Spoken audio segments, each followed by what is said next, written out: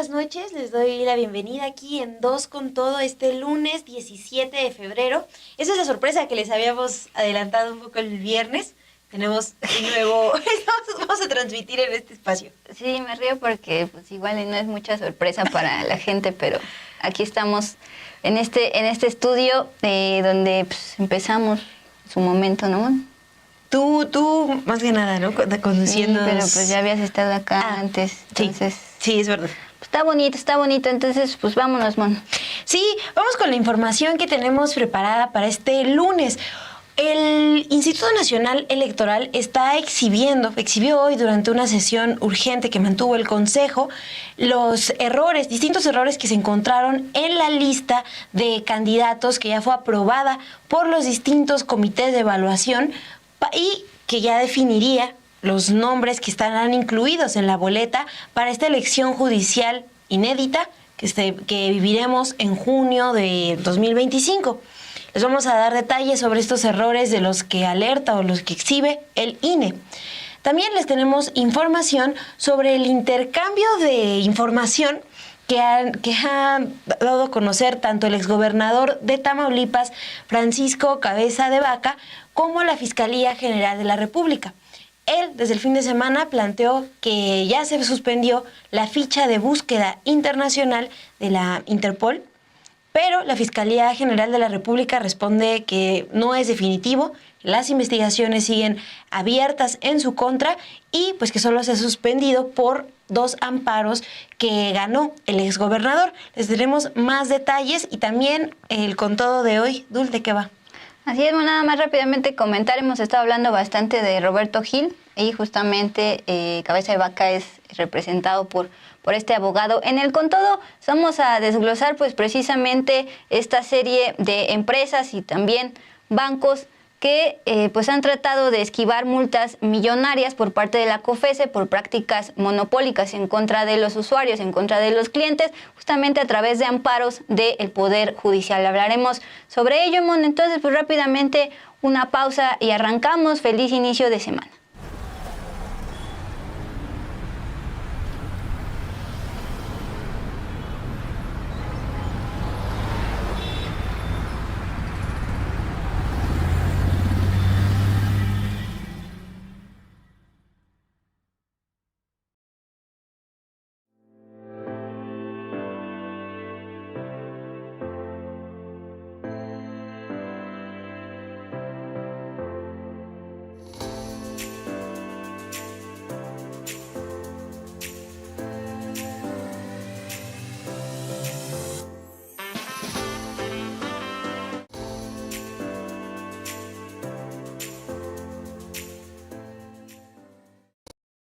Buenas noches, gracias por estar con nosotras este lunes ya 17 de febrero en este nuevo espacio. Como dice el buen Gerardo, hay buenas memorias de ese espacio donde están ahora. Saludos. Básicamente es, sin embargo, al aire, nada más que otra vez readaptarnos a este espacio. Sin más, vamos con las noticias sobre lo que aconteció en la sesión del INE esta tarde. Se supone, Mon, que esta sesión estaba agendada para celebrarse el fin de semana, el sábado, pero precisamente por estas inconsistencias detectadas decidieron hacerla hasta hoy, lunes 17 de febrero. Bueno, en ella, Mon, el Consejo General del INE dio 48 horas, dos días, al Senado de la República para que corrijan estos errores detectados en las listas de candidatos para la elección judicial. Recuerden que la semana pasada el propio presidente del Senado, Gerardo Fernández Noroña, acudió a las instalaciones del INE en este acto protocolario para entregar las listas. Se supone que ya estaban avaladas, ya estaban palomeadas por el Poder Ejecutivo, el equipo de la presidenta Claudia Sheinbaum, por el propio Senado, presidido por Fernández Noroña, y también aunque el Poder Judicial no las avaló, no les dio su visto bueno, el Senado dijo que sí y automáticamente se enviaron. Bueno, pues el INE ha detectado algunas inconsistencias. Al pedirle este plazo de 48 horas para corregir las inconsistencias, el senador Gerardo Fernández Noroña pues tuiteó que para pelear se necesitan 2, pero que se van a poner a disposición de la autoridad electoral para coadyuvar. Por parte del consejero Jaime Montaño, el cual es el presidente de esta comisión temporal para organizar las elecciones judiciales, él dijo que en estas listas entregadas por el Senado la semana pasada, de los más de 4,000 registros de candidaturas hay omisiones, espacios en blanco, así como diversas imprecisiones en los nombres de las candidaturas o las respectivas postulaciones al cargo pretendido. Estas listas que ya estaban avaladas por los 3 comités y a su vez también palomeadas por el Senado, todavía se colaron omisiones, espacios en blanco y errores en los nombres de las candidaturas. Durante su intervención, Jorge Montaño, consejero electoral, también aseveró lo siguiente: el INE no es responsable de la información reportada por el Senado. La convocatoria establece que cada comité de evaluación de los 3 poderes integra la lista de candidaturas, la remite al poder respectivo para su aprobación y estos al Senado. Finalmente, el Senado entrega las listas al INE. La función de la autoridad electoral es recibir nada más las listas, no de corregir los errores de quien remitió la información. Es por eso que le están pidiendo, le están dando 2 días para hacer lo propio al Senado. El INE no tiene por qué hacerlo. Luego, en esta sesión también el consejero electoral Jaime Rivera dijo durante la sesión pues en qué consistían parte de estos errores. Vamos a escuchar al consejero. Sí hay diferencias hasta detectables entre los listados que el INE recibió el 12 de febrero y lo que se publicó el domingo 16 en el portal digital del INE. Y no queda claro por qué. Hay diferencias cuantitativas y en consecuencia hay nombres que se excluyeron y otros que se agregan. A manera de ejemplos, y no exhaustivamente, diría que para aspirantes a la Suprema Corte de Justicia hay 3 candidaturas adicionales. Para magistraturas de circuito hay diferencias de 4 menos candidaturas. Y en jueces de distrito hay 3 candidaturas menos, hasta donde he podido detectar.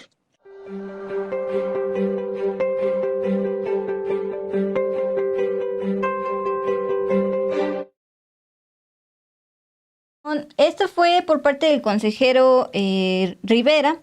Y hay que escuchar puntualmente lo que plantea la Secretaría Ejecutiva del INE. Ella pues hace una cronología de cómo recibieron incluso en USB y también en archivos, pues estas listas ya en teoría avaladas y palomeadas porque ya estaban revisadas por parte del Senado, de los 3 comités, y cómo fueron encontrando las inconsistencias. Vamos a escucharla. Remitió a la Secretaría Ejecutiva el oficio INE/UTSI/0428/2025, en el cual adjuntó 3 archivos con la revisión efectuada a los listados de candidaturas del proceso electoral extraordinario del Poder Judicial de la Federación, 3 archivos con la revisión efectuada 2024-2025, y de donde se desprendió que de los 4,224 registros de personas candidatas realizados por los comités y remitidos por la mesa directiva de la Cámara de Senadores, se identificaron espacios vacíos, derivado de que no se pudo obtener información y que forman parte de los datos mínimos requeridos por esta autoridad electoral para el desahogo de las siguientes fases del propio proceso electoral, cuyo resumen es el siguiente. Poder Legislativo, un total de registros de candidatos recibidos, 1,416. Todos los registros tienen correo, cargo y geografía. Se identificó un registro con una fecha de nacimiento incorrecta, se identificaron 4 registros sin CURP, pero uno de ellos cuenta con clave de elector. Se identificó un registro con un CURP a 16 dígitos, 8 registros no tienen clave de elector, pero 5 de ellos cuentan con CURP. Asimismo, en Poder Ejecutivo se identificaron un total de registros de candidatos recibidos de 1,430. 13 de ellos, registros, no tienen cuenta de correo. 2 candidatos a personas juzgadoras de distrito no tienen circuito ni especialidad. Además, ningún registro tiene fecha de nacimiento ni número telefónico, lo cual no afecta en cuanto a los sistemas, y ningún registro tiene clave de elector. En cuanto al Poder Judicial, un total de candidatos consultados de 955. Ningún candidato tiene datos de contacto, correo o teléfono. Ningún candidato trae datos de identificación como CURP o clave de elector. se identifica el registro de Rodríguez González Blanca Teresa en el archivo lista JDC-Comité de Evaluación del Poder Judicial, .pdf, sin embargo, no se encuentra en el listado de candidaturas. Jueces de distrito en funciones, un total de candidatos consultados de 195, ningún candidato trae datos de contacto como correo o teléfono, ningún candidato trae datos de identificación como CURP o clave de elector. La información de los cargos por los que aspiran no se encuentran en los catálogos, materia o especialidad. Asimismo, en magistrados o personas juzgadoras de tribunal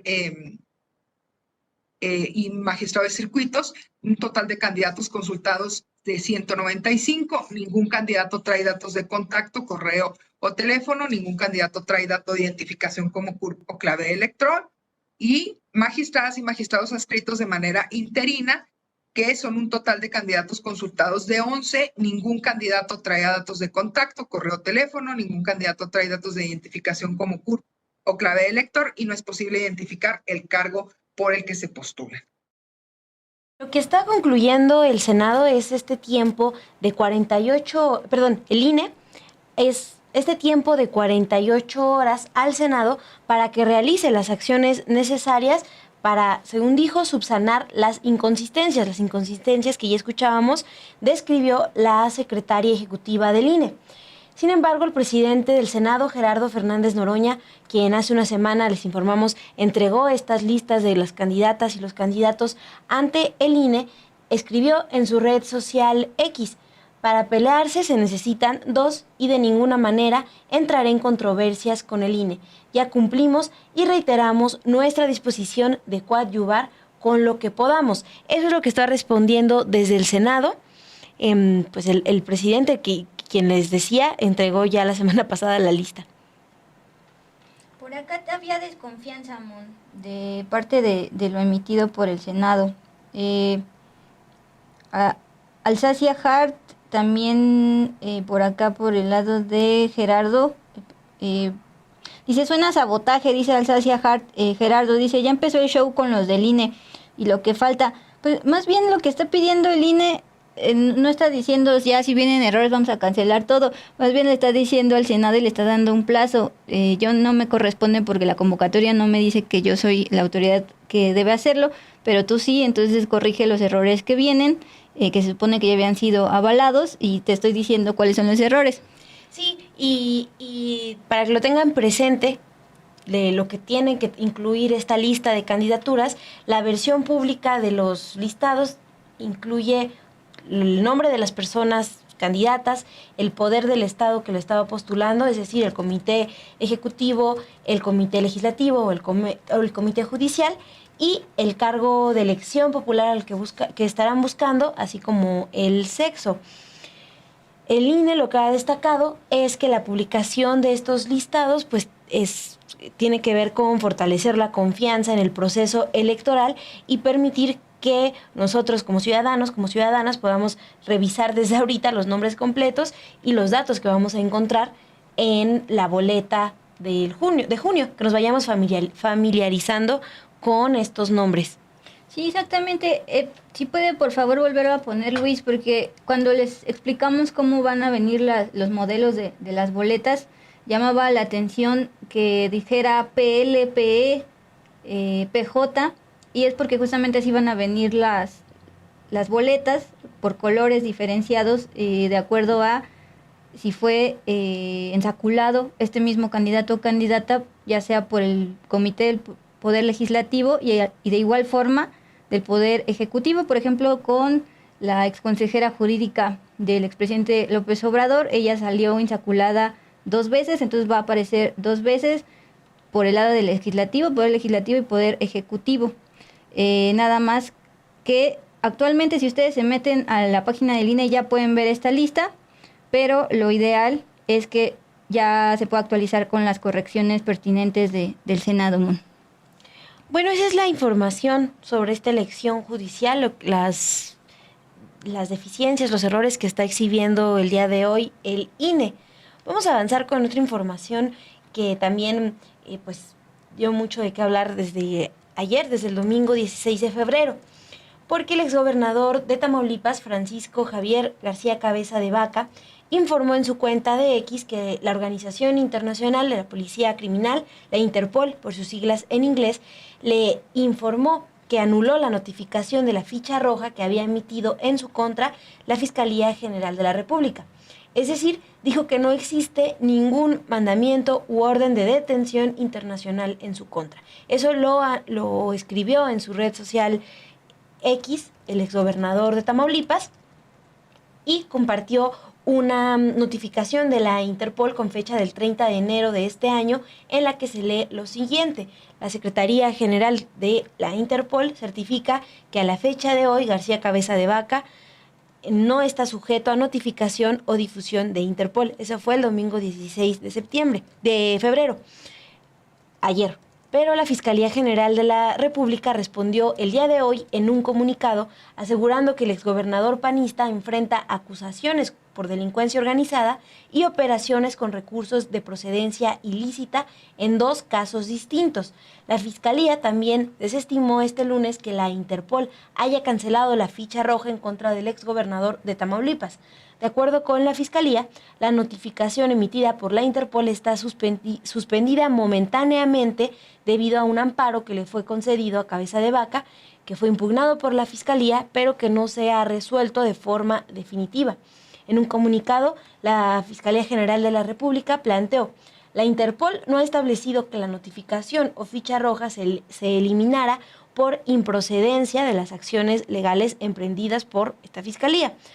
La dependencia también señaló que la Interpol suspendió temporalmente esta ficha roja bajo un criterio general que aplica cuando un caso permanece sin resolución durante más de 6 meses en una etapa procesal, pero que este estatus podría cambiar de acuerdo con el resultado de los recursos legales que están en curso, es decir, de los amparos que ha promovido el exgobernador de Tamaulipas, el exgobernador panista Francisco García Cabeza de Vaca. Recuerden que en estos casos abiertos contra el exgobernador, jueces de amparo emitieron resoluciones pues a su favor, pero lo que está planteando la Fiscalía es que no son definitivas.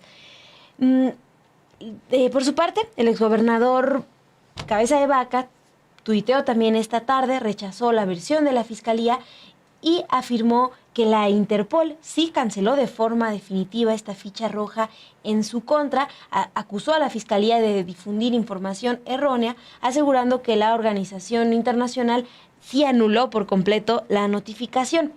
Esta es una cita de lo que escribió esta tarde el exgobernador en su cuenta de X. Es evidente que la Fiscalía cuenta con información adecuada e inadecuada. Por ello, agregó a esta publicación el comunicado oficial emitido por la Interpol. Entonces vuelve a compartir el día de hoy otra notificación que recibe de la Interpol, pero esta vez es una carta atribuida a la Secretaría General de la Interpol con fecha del 4 de febrero en la que se le informa que después de realizar distintas verificaciones hechas por una solicitud que planteó su abogado, lo que encuentran es que su ficha de búsqueda ha sido eliminada de este sistema de información de la Interpol. Aquí están estas dos versiones. La Fiscalía argumentando que no se ha suspendido de manera definitiva, que se puede reactivar pues conforme avancen estos procesos legales con los que se ha tratado de defender el exgobernador de Tamaulipas. Y pues nada más para recordar un poco, este exgobernador, pese a estas acusaciones abiertas, estas investigaciones abiertas por la Fiscalía General de la República, el PAN lo registró el año pasado como candidato a diputado plurinominal, pero en mayo también de 2024 el Tribunal Electoral negó su registro. Tiene años ya fuera del país. En 2023, también cuando buscó ser el candidato presidencial de la alianza PAN, PRI y PRD, pues hizo este registro desde Estados Unidos. Envió a su hermano en esa ocasión, Ismael García Cabeza de Vaca, y a otros familiares para que concretaran la entrega de sus documentos, pero el exgobernador seguía en Estados Unidos y pues lo que recuerda hoy la la Fiscalía General de la República es que las acusaciones en su contra siguen abiertas por delincuencia organizada y operaciones con recursos de procedencia ilícita. En julio de 2023 es cuando estaba la destapadera de precandidatos, tanto de Morena y aliados como de la alianza PAN-PRI y entonces PRD. Y sí, justamente como recuerdas, tuvo que aparecer en una videollamada. Ustedes hacían la broma de como una especie de logo, porque no podía estar presente en medio de estas órdenes de aprehensión y luego también la ficha de la Interpol. Bueno, pues en la versión de él ya no hay nada, ya todo es definitivo, la cancelación de su ficha, pero la Fiscalía General de la República, Alejandro Gertz, dice que va a impugnar, entonces pues la historia continuará, Mon. Te decía, tanto hemos hablado de Roberto Gil, que pues justamente fue abogado de este exgobernador que quería ser presidente.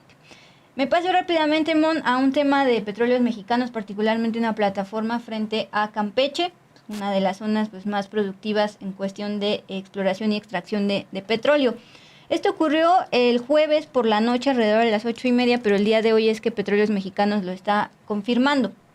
¿Qué pasó el jueves alrededor de las 8:30 cuando estamos empezando dos con todo? Un grupo de aproximadamente 8 personas ajenas a Pemex abordó de manera ilícita la plataforma satélite ZAP-D, ubicada en el Golfo de México frente a Campeche. Este comunicado que están viendo en pantalla dice lo siguiente: los agresores sustrajeron dispositivos de radio, así como diversas herramientas y equipos de respiración autónoma. Un personal de la petrolera, el personal en general no sufrió ningún tipo de daño físico, pero 2 trabajadores de Pemex fueron evacuados de la plataforma ante un posible escenario de estrés producto de este robo, por lo que fueron trasladados al Hospital General de Pemex de Ciudad del Carmen para su valorización médica correspondiente. Finalmente, luego ya de este asalto, Pemex reforzó las medidas de seguridad en la sonda de Campeche con un mayor número de agentes de seguridad física, es decir, sí había protección, pero ahora la aumenta, y también ya se coordinó más con la CEMAR para aumentar el número de patrullajes con embarcaciones, luego pues de este atraco a petróleos mexicanos en medio del mar. Esa es la información de Pemex, Ul. Vamos a informarles también sobre lo que pasa en Argentina. Ahí Javier Milei, el presidente, concedió una entrevista a la cadena local TN y ahí se lavó las manos por el fraude generado con la criptomoneda Libra, que él mismo promocionó desde sus redes sociales y que el sábado pasado generó en solo unas horas pérdidas millonarias a miles de inversionistas. Milei y su equipo más cercano, incluida su hermana Karina Elizabeth, en la presidencia, están señalados en Argentina y a nivel internacional de armar una mega estafa con empresarios y desarrolladores de esta criptomoneda, entre ellos Hayden Davis, sobre la responsabilidad del titular de la firma Kelser en esta mega estafa y es el que debe ser considerado como uno de los responsables. Milei respondió que eso lo decidirá la justicia y en torno a su propia responsabilidad por lo sucedido, simplemente dijo lo siguiente, dice que no tiene nada que ver. Esta es una cita del presidente argentino. El propio Davis dice que yo de criptomonedas no sé nada. Mi especialización es crecimiento económico con o sin dinero. Soy especialista en hacer crecer una economía, algo que lo estoy logrando, y también soy especialista en bajar la inflación, algo que también estoy logrando. En esta entrevista que da a la cadena argentina TN, dijo que recomendó la criptomoneda por querer darle una mano a esos argentinos y que, tal cual dice, me comí un cachetazo.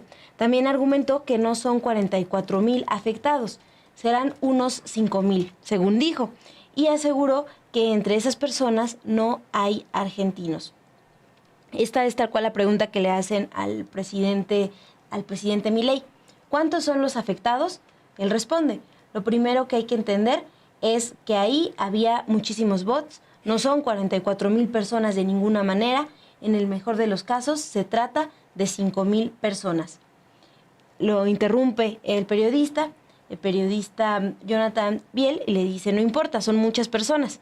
Él responde, ok, cuando tomas en cuenta que son 5,000 personas, y te diría que el chance de que haya argentinos es muy, muy remoto. Lo que es importante entender es que son personas hiperespecializadas en este tipo de instrumentos.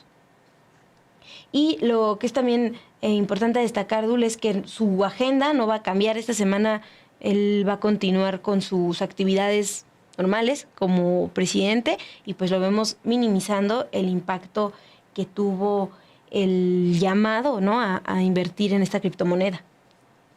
Va a estar en una de estas conferencias de la ultraderecha, ¿no? En Washington, como estuvo hace un par de meses. Sí, en la también CEPAC. en la CEPAC, pues recuerden que es como uno de los foros principales de la ultraderecha, y Javier Milei ha participado desde muchísimo antes que era presidente, cuando era un economista bastante mediático, y ya desde entonces era muy esperado en este tipo de espacios.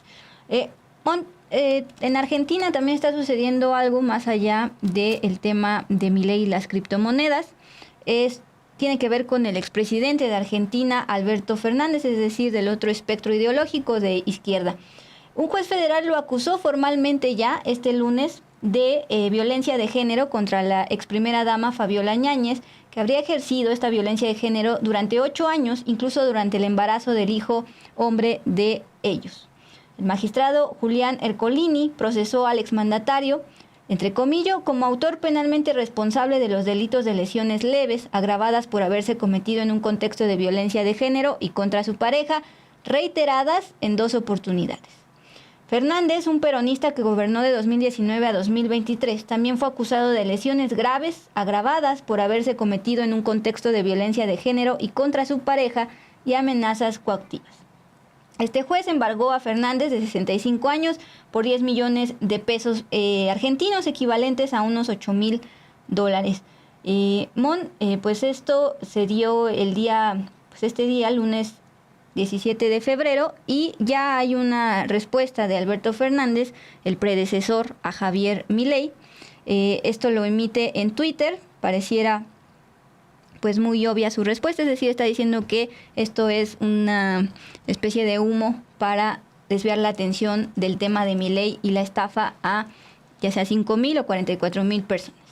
Esto es el tuit que está emitiendo Alberto Fernández. Se lo pasé a Luis Mata, si nos puede, por favor. Es que es todo un hilo. Gracias, Luis. Comienzo a leerlo y me ayudas con lo demás, por favor, man. Mientras el mundo mira a un presidente sospechoso de estafar y enriquecerse, que no puede explicar lo que ha hecho ni a sus periodistas lacayos, la entrevista que les estábamos dando cuenta, Ercolini, el juez, dicta un procesamiento apresurado para desviar la atención. Este fallo debe avergonzar a quienes creemos en la justicia y el Estado de Derecho. Es, dice, una maniobra burda para tapar el escándalo.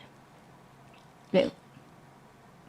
Y continúa en otro mensaje. Entre otras inconsistencias, el fallo dice que lesioné el brazo de Fabiola cuando ella quería dejar Olivos con Francisco. Según el juez, eso ocurrió días antes del 2021, de una fecha en 2021, pero hay un problema. Francisco nació en abril del 2022, Fabiola Yáñez mintió. Esta es parte de la justificación que da el expresidente Alberto Fernández. También plantea la manipulación de la justicia para desviar la atención de un escándalo internacional. Es evidente, esto no es justicia, es persecución. Es lo que plantea el expresidente, pero hay que recordar también lo que se concluye, lo que planteó en su denuncia la ex primera dama Fabiola Yáñez, su ex esposa. Lo que ella ha comentado, lo que reveló ante el consulado argentino en Madrid, es que las agresiones comenzaron en 2016. Mencionó, por ejemplo, golpes, amenazas y hasta un aborto forzado. En su testimonio detalló las agresiones físicas cotidianas que sufría durante sus discusiones, y algunas de ellas también delante de su hijo Francisco.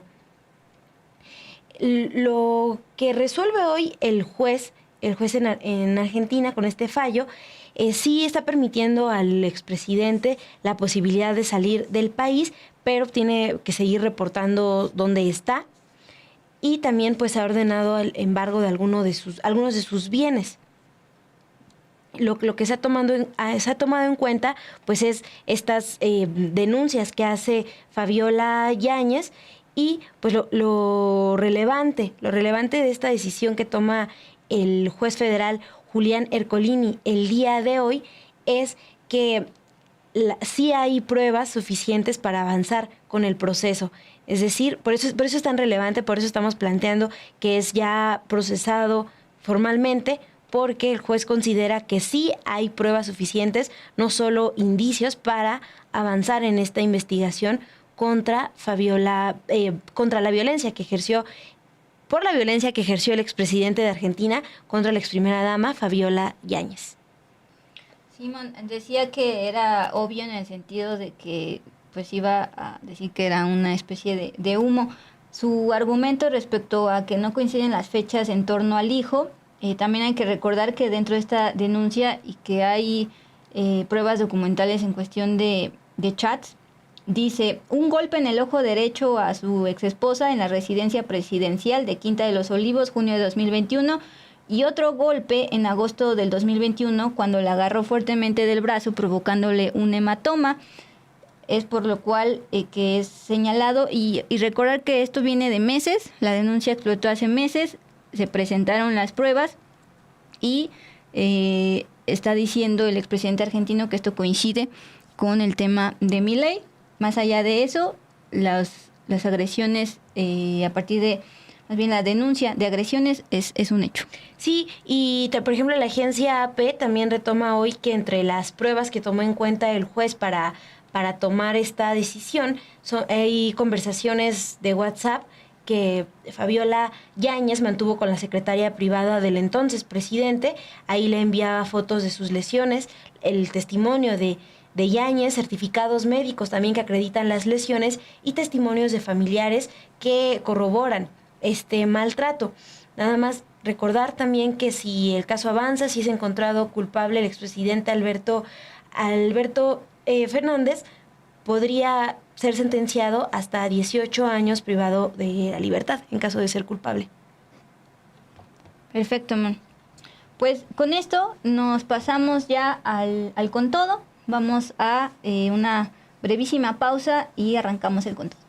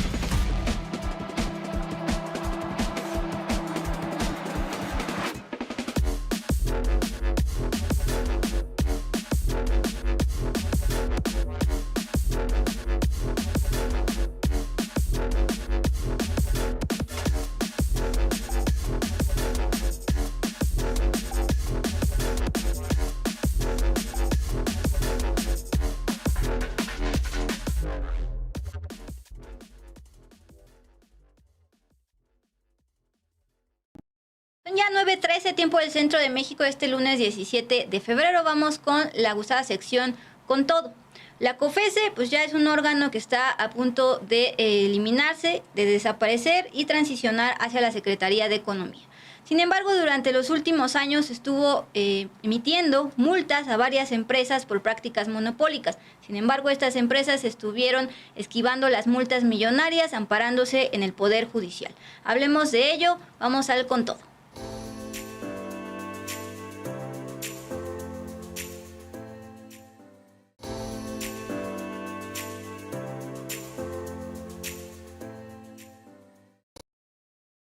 Bien, Mon, en Con Todo estuvimos recopilando boletines informativos, comunicados de la COFESE, que insisto está en plena transición hacia la Secretaría de Economía.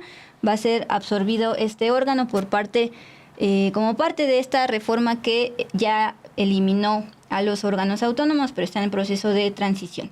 Bueno, a lo largo de los últimos años, la COFESE fue detectando prácticas monopólicas en periodos desde Vicente Fox, Felipe Calderón y Enrique Peña Nieto por parte de varias empresas. Las más sonadas, obviamente Kimberly-Clark por el tema Claudio X y todo el pasado en el fraude del 2006 y demás. Recientemente Walmart, esa nota sí la dimos a conocer ya aquí en Dos con Todo, fue en diciembre pasado. Bancos, ojo, y también farmacéuticas. Bueno, el punto aquí a destacar es que justamente estas prácticas monopólicas en detrimento a los usuarios pudieron llevarse a cabo en estos periodos de Vicente Fox, Calderón y Enrique Peña Nieto. Luego, ya actualmente empezaron a imponer impugnaciones ante el Poder Judicial contra estas multas millonarias y que se ha logrado. El Poder Judicial ya le benefició a la empresa Mave. Actualmente están en proceso 15 amparos de varios bancos que también cometieron prácticas fraudulentas. Y respecto al caso de Walmart, aunque le ordenó a la autoridad investigadora que aplicara la mínima multa, se logró la máxima multa. Intentamos una entrevista con los de COFESE, pero por ser temas tan puntuales y de años, prefirieron emitirnos una tarjeta informativa para aclarar las dudas. Y en una parte en que se le pregunta precisamente sobre el caso de Walmart, de plano nos contestó lo siguiente, Mon. En reiteradas ocasiones, el Poder Judicial de la Federación ha obligado a la COFESE, este órgano encargado de evitar prácticas monopólicas, a aplicar la ley que tenga la multa más baja, pues esto es en beneficio del particular, tomando en cuenta el periodo en el que se cometieron las conductas anticompetitivas. Es decir, el Poder Judicial es el que ha obligado a la COFESE a imponer la multa más baja. Esto lo respondió a una serie de preguntas enviadas para dar seguimiento a estos casos que datan de 2003 a 2014, insisto, de Vicente Fox a Peña Nieto. También hay que recordar que aquí en Sin embargo les informamos en su momento que el Pleno de la Comisión Federal de Competencia Económica, la COFESE, impuso desde octubre del 2021 multas por más de 313 millones de pesos a las empresas Essity Higiene, Kimberly-Clark y Productos Internacionales Mave, como ya nos decías, por prácticas monopólicas absolutas en el mercado de venta de pañales para bebé, productos para la protección sanitaria femenina y para la incontinencia. Entre el 2008 y el 2014, es decir, durante los gobiernos del expresidente Felipe Calderón y el expresidente Peña Nieto, las personas físicas de estas empresas se reunían periódicamente para intercambiar información y acordar incrementos de precios de los productos o la eliminación de promociones. Esto es lo que detectó la autoridad cuando estaba investigando. Al abrir la investigación desde el 2017, aún en el gobierno de Enrique Peña Nieto, la COFESE detectó varios actos para mantener la secrecía de sus comunicaciones y observó que las personas involucradas sí sabían, evidentemente, que estaban cometiendo actos ilegales. Esta colusión para pactar precios de pañales para bebés y productos para la incontinencia se detectó, de acuerdo con lo que detecta la COFESE, de febrero del 2008 a junio del 2014, y participaron Kimberly-Clark, a cargo de Claudio X González, el padre, el empresario, padre de Claudio X González, que impulsó toda esa creación de la alianza PAN, PRI y PRD. También se detectó la participación de Productos Internacionales y Essity México. Y para el caso de los productos de protección sanitaria femenina, la práctica ocurrió de septiembre del 2011 a junio del 2014. Ahí se ubicó la participación de las empresas Kimberly-Clark y también Essity México. Lo que detalla la COFESE en esta tarjeta informativa para a la pregunta expresa sin embargo, que le haces tú estos cuestionamientos, Dula, a la COFESE, es que tanto Kimberly-Clark como Essity México ya pagaron las multas, pero la empresa de electrodomésticos Mave impugnó el monto de las multas, por lo que todavía se está recalculando. ¿Qué es lo que responde ahí o en qué momento está de acuerdo con lo que plantea la COFESE? Sí, lo que pasa es que en estos comunicados, que insisto, son públicos por parte de la COFESE, al final, después de desglosar en este caso que se multó con más de 313 millones de pesos a estas 3 empresas, hasta el final dice, bueno, pero ellas tienen todavía su derecho de impugnar. Entonces, a partir de esa duda fue que se le pregunta a la COFESE directamente si impugnaron y cómo van esos juicios.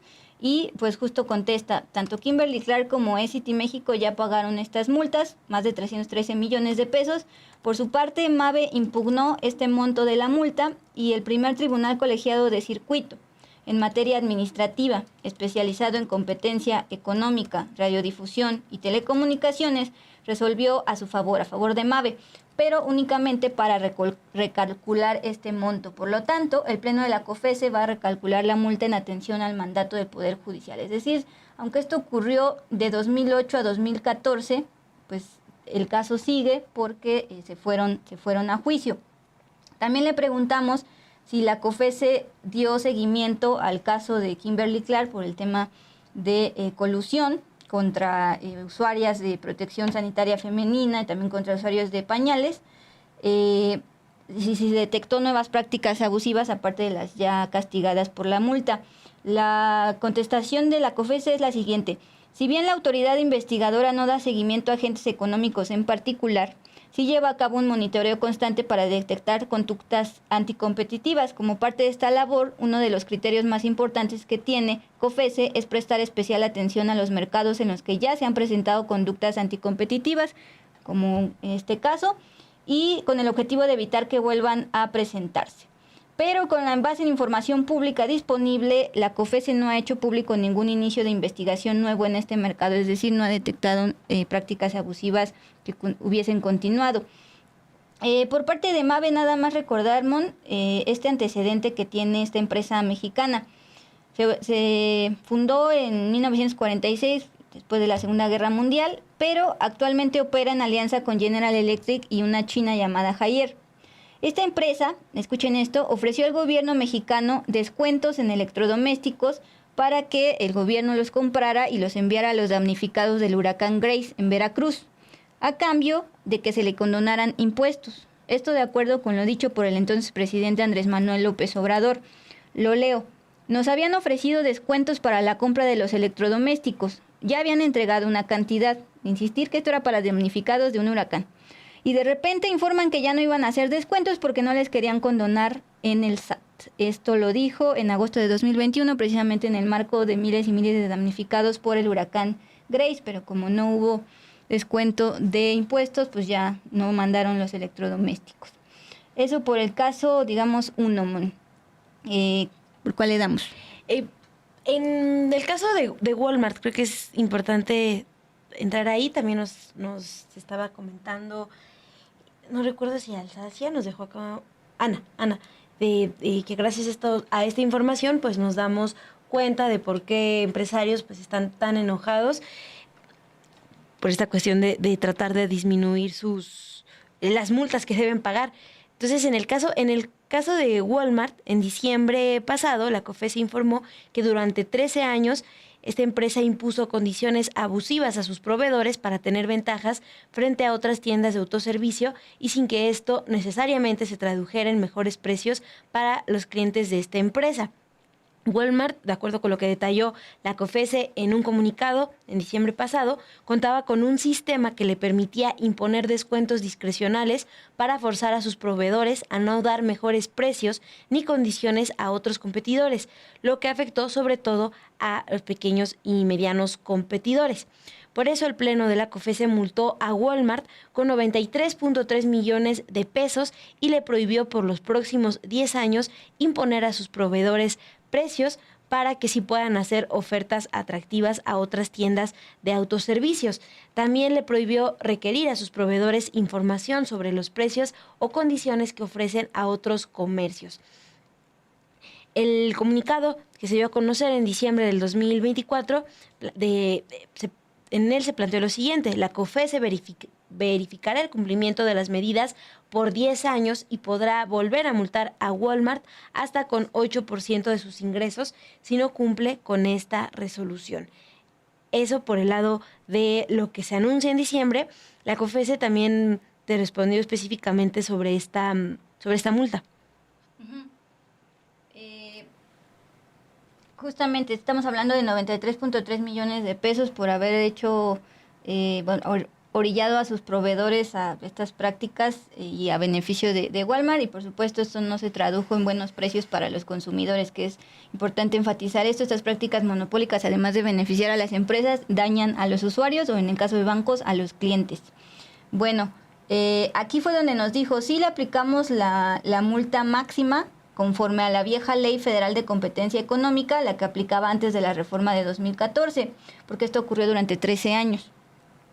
Y ahí es donde nos suelta esto. En reiteradas ocasiones, o sea, sí le pudimos aplicar la máxima, pero en reiteradas ocasiones el Poder Judicial de la Federación ha obligado a la COFESE a aplicar la ley que tenga la multa más baja, pues esto es en beneficio del particular, así lo dice, tomando en cuenta el periodo en el que se cometieron las conductas anticompetitivas. Respecto a que la COFESE podrá multar a Walmart con hasta 8% de sus ingresos si no cumple con esta resolución, estas condicionantes que le pusieron. Como se señala, esa multa dependerá del cumplimiento o incumplimiento de las medidas, pero esto va a ser en los próximos 10 años y justamente la COFESE está a punto de desaparecer. Esta es la respuesta, a Rodolfo Salas. Dice, la COFESE también va a desaparecer, pues justamente en esta reforma, con tal de reducir costos, también va para afuera la COFESE, pero la buena noticia, porque ya vimos que sí funciona la COFESE en detectar prácticas monopólicas, es que como en el TEMEC se obliga a México precisamente a tener un ente que esté vigilando este tipo de mañas, la van a pasar a la Secretaría de Economía. Bueno, dicho lo cual, Mon, se le preguntó entonces cómo le vas a dar seguimiento a si Walmart va a dejar de hacer estas cochinadas a los proveedores durante los 10 años y tú ya vas a desaparecer. Esto es lo que contesta. Cuando se imponen medidas, como en este caso, en las resoluciones se establecen una serie de mecanismos y medidas que permiten a la COFESE dar seguimiento puntual de su cumplimiento. Para garantizar que estas medidas se cumplan en la transición a la nueva autoridad de competencia, en las leyes secundarias, que todavía no se sacan de esta reforma que eliminó los órganos, en estas leyes secundarias se deberá contemplar que la nueva autoridad dé continuidad a todos los procesos abiertos de la COFESE, no solamente este de Walmart, incluyendo la vigilancia del cumplimiento de las resoluciones, tal como ocurrió cuando ya hubo una primera transición de la extinta Comisión Federal de Competencia a la ahora conocida COFESE. Eso para resolver esta duda que nos planteaba Rodolfo de qué va a pasar con los casos que siguen abiertos, con las empresas que todavía no pagan por completo estas multas que se les impuso. También hay información sobre qué es lo que ha encontrado la COFESE en materia de bancos. Esa es mi parte favorita, porque no sé si recuerdas que hace un par de días estábamos citando el informe de Oxfam México, donde pues justo criticaba la extracción de ganancias, cómo obtienen ganancias los bancos, en su mayoría extranjeros, aquí en México, pues cobrando comisiones altísimas que no pueden cobrar en otras partes del mundo, porque ahí sí los regulan lo suficiente, y también con tasas de interés demasiado altas, insisto, ante la falta de regulación a los bancos. Además de que tienen sus concesiones de agua para uso agrícola, a pesar de ser bancos y tener el sector servicios financieros. Entonces ya tienen estos dos antecedentes, cobran comisiones altas y altas tasas de interés porque pueden, porque no están regulados, especulan con concesiones de agua para generar ganancias, y aparte, entre 2010 y 2013, durante los gobiernos de Calderón y Peña Nieto, eleva la lista Barclays Bank, el alemán Deutsche Bank, Santander. Hoy vimos a la presidenta Claudia Sheinbaum con Ana Botín, la directora de Santander, Banamex, Bank of America, BBVA y JP Morgan. Todos ellos, como están viendo en pantalla, establecieron acuerdos para manipular precios, establecer la obligación de no comercializar y o no adquirir ciertos valores en transacciones específicas, mismos que tuvieron un impacto directo sobre el precio de los instrumentos relacionados en dichas transacciones. Es decir, aunque cada empresa tenga sus propios directivos, se pusieron de acuerdo entre ellos a través de chats. Y lo chistoso es que estos chats no eran personales, estaban en las plataformas tecnológicas de comunicación que contratan los bancos como herramientas de trabajo, es decir, estaban utilizando herramientas de la empresa para hacer sus acuerdos.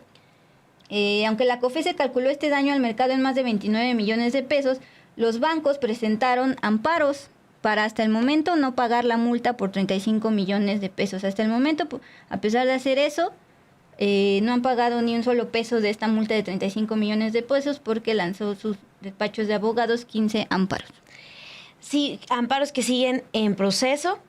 Y también lo que es importante destacar es que en el 2023 el Pleno de la COFESE determinó la existencia de barreras a la competencia en los servicios de procesamiento de pagos con tarjeta, los cuales pues son realizados por las cámaras de compensación, y también emitió una serie de recomendaciones a Banxico y a la Comisión Nacional Bancaria y de Valores. En 2024 realizó un estudio sobre el mercado de los servicios financieros digitales, donde identificó problemáticas que también provocan pocas opciones de estos servicios y altos costos, por lo que propuso acciones para que pues la población tenga otra manera de beneficiarse, ¿no?, de estos servicios financieros.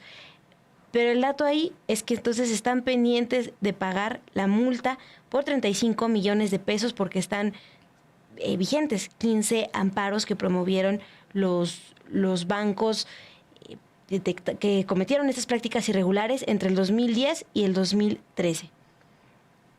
Sí, enfaticé que sí fue en los sexenios pasados, pero que actualmente pues están todavía defendiéndose en tribunales, porque pueden.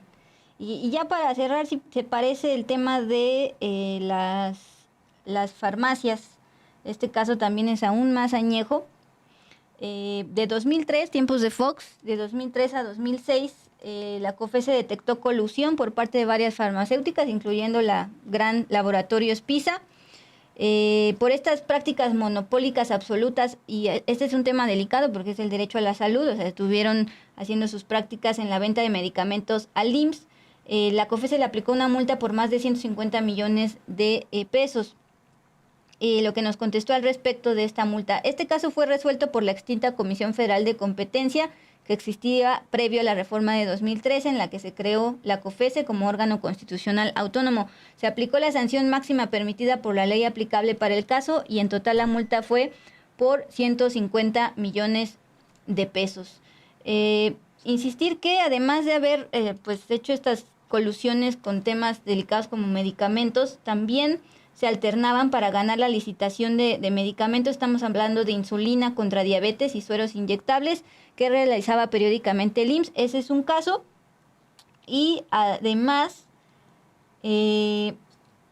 también resolvió sancionar a las empresas Fresenius, Kabi y Baxter por una coordinación ilegal de posturas en licitaciones de sueros inyectables durante los años 2003 a 2006. También en ese caso la sanción fue de 21 millones de pesos para cada empresa.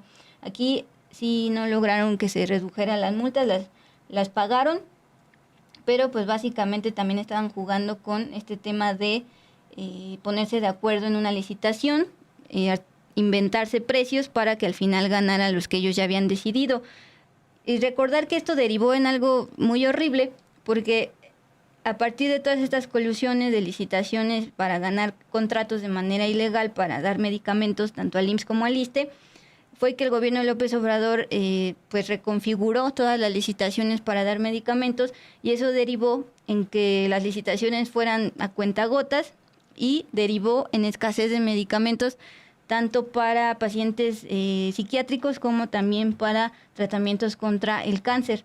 Entonces, actualmente Eduardo Clark, que es el subsecretario de Salud, es el que está tratando de resarcir todo ese desastre en cuestión de licitaciones lentas que han derivado en escasez, licitaciones que se reconfiguraron a partir de todas estas colusiones y prácticas antimonopólicas.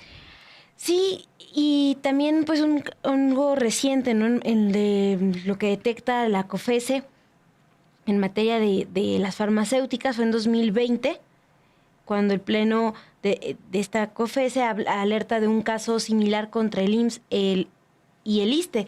Ahí impuso multas por más de 626 millones de pesos a las selecciones médicas del Centro, Centrum, Impromed, Gemocer, Instrumentos y Equipos Falcom, también Disipa, el grupo Vitalmex, por intercambiar información para coordinar la presentación o abstención de posturas en licitaciones convocadas por el IMSS y el ISSSTE para contratar servicios integrales de estudio de laboratorio y de bancos de sangre. Eso todavía en 2020. Pues listo, Mona, ahí está cómo pues la oligarquía se ha visto protegida por el poder judicial, particularmente a partir de amparos y librándose de multas millonarias pese a la afectación a todos los usuarios y clientes. Me quedo con el caso de los bancos porque hasta la fecha no han pagado ni un solo peso de esos 35 millones de pesos gracias a estos 15 amparos. Pues pocos comentarios porque se están peleando con GPN y no sé quién más. Pero gracias. No, pero sí están. Tú no los viste porque estás explicándonos esta información, pero sí nos planteaban, por ejemplo, la cuestión de considerar que Walmart está multado, que lo tengamos presente. Entonces, bueno, pues está bueno también recordarlo. No, amor, que se sigan peleando con GPN. No les incites a pelearse más. Mejor comenten sobre esta información en lugar de pelearse, por favor. Pero gracias por dejarnos sus likes, sus comentarios, por seguir aquí al tanto de la información en Dos con Todo. Nos queda una nota más que queremos compartir. Para el cierre, dale. Sí, que queremos compartir con todas y todos ustedes sobre esta discusión que hay entre si Golfo de México, Golfo de América. Bueno, hoy la presidenta Claudia Sheinbaum leyó desde su conferencia matutina la carta que envió a Google México para defender el cambio de nombre del Golfo de México a Golfo de América. Aunque este gigante tecnológico argumentó que hizo la modificación para atender el ajuste que ordenó el gobierno de Donald Trump, la presidenta aseguró que se está afectando a la plataforma continental de México y Cuba, no solo la de Estados Unidos, como establece el decreto presidencial que firmó Donald Trump. Por ello, la presidenta reiteró que recurrirá a tribunales si la empresa insiste en cambiar el nombre a la cuenca oceánica. Al inicio de la carta, Google expuso lo siguiente: hemos revisado cuidadosamente sus preocupaciones y quisiéramos ofrecerle las siguientes consideraciones. Como una plataforma privada global que sirve a 2 billones de usuarios, operamos y mantenemos nuestros mapas y nuestras políticas imparcialmente y consistentemente a través de todas las regiones, incluyendo cómo les nombramos a los lugares en los mapas. Así, mientras tratados internacionales y convenciones internacionales no tienen intención de regular a los mapas privados que representan situaciones geográficas, es nuestra política consultar a múltiples autoridades los recursos para proveer la mayoría de los datos y las representaciones en el mundo. Hemos comenzado a cambiar los mapas y nos gustaría confirmar que la gente que está usando los mapas en México va a continuar viendo Golfo de América, Golfo de México. Ante esta respuesta, la presidenta Claudia Sheinbaum recapituló que el argumento de la empresa de Google es que el decreto del presidente cambia de Golfo de México a Golfo de América. Pero lo que está recordando la presidenta es que no solo cambiarle el nombre de Golfo de América, de Golfo de México a Golfo de América, no solo pues tendrá un impacto en su plataforma continental. Lo que planteó fue lo siguiente: hablamos de 22 millas náuticas desde la costa, no a todo el Golfo. Dijo que esta empresa lo que está haciendo es cambiarle el nombre a toda la plataforma continental de México y de Cuba y que eso no tiene nada que ver con el decreto que hizo el presidente Donald Trump para su propia plataforma continental. Como no están de acuerdo, como el gobierno de México no está de acuerdo, el canciller Juan Ramón de la Fuente envió una nueva carta con fecha del 11 de febrero a la empresa, donde se lee lo siguiente: les recuerdo que las zonas marítimas que se encuentran bajo la soberanía plena de los estados se extienden hasta un máximo de 12 millas náuticas a partir de la línea costera. Por lo tanto, cualquier referencia a la iniciativa sobre Golfo de América en su plataforma debe limitarse exclusivamente a la zona marina bajo jurisdicción estadounidense. Excederse de esta zona extralimita las facultades de cualquier autoridad nacional o entidad privada y, de ser el caso, el gobierno de México procederá a ejercer las acciones que, conforme a derecho, estime pertinentes. También lo que se informó en esta conferencia es que México ha enviado tanto sustento histórico, técnico y jurídico, y que bajo ninguna circunstancia aceptará que se renombre cualquier zona geográfica que incluya parte de territorio nacional y que se encuentre pues bajo jurisdicción también de México. Lo que dijo la presidenta Claudia Sheinbaum es que esperan la respuesta de esta empresa de tecnología y pues si no tienen una respuesta también van a avanzar con el caso en tribunales. Está bueno. Miguel Ángel Ayala Dulimón, que mi güey Milei renombra las Malvinas Argentinas. Gracias por su apoyo en Superchat, como también suele hacerlo. Y pues con esto nos despedimos, Mon, en esta primera emisión ya en este espacio.